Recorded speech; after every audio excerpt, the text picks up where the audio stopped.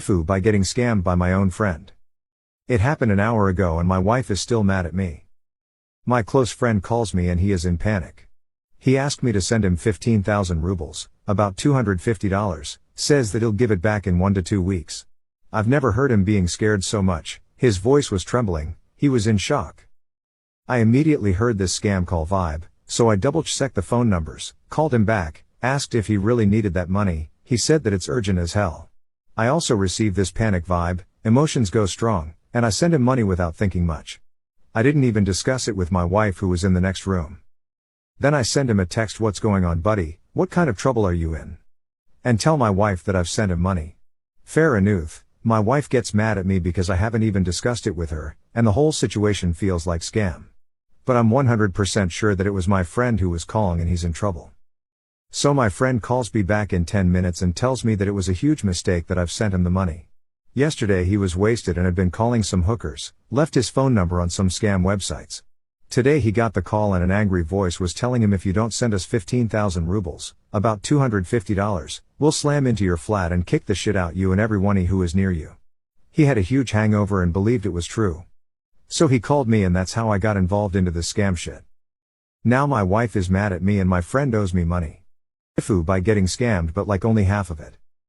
I have college reopening from next week and needed a place to stay close to the college. They really overcharge and have very limited space on their own accommodation, so most of the students find a place to stay outside, which gives everyone more freedom too.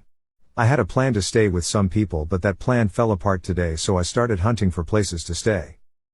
I was looking on those online property sites and being the cheapskate I am, put the search filter on low to high. Now I was ignoring places without photos but then found a place with photos plus very cheap plus it has partner verified on the top, so I happily contacted them.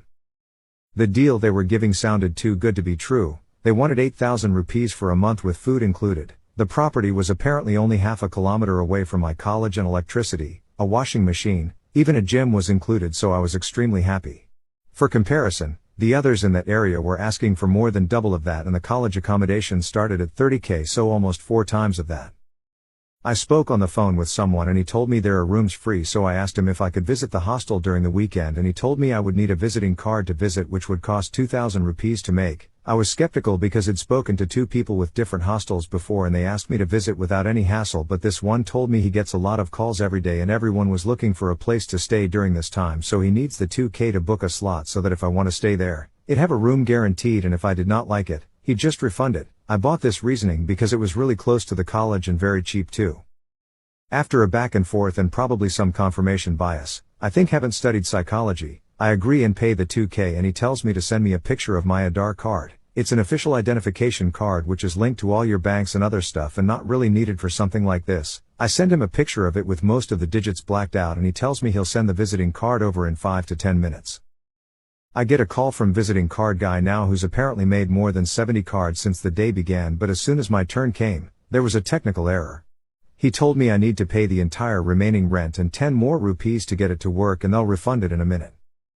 At this point I was completely done with this and just refused to do that and kept trying to ask them questions to make sense of it, and they kept passing the phone around to different guys who kept trying to convince me to pay the 6,010 rupees. I spoke to one guy first who makes the cards, then another guy in some office they had, and the final guy who started shouting, and all of them started to get very impatient and cut the call not long after.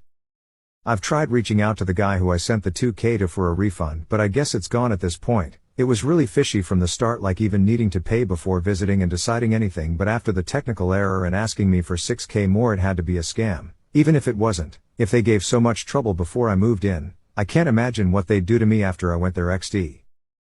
Really bummed out because it happened about 20 minutes ago. I will now lead a life of thrift to make up for the 2k wasted on them.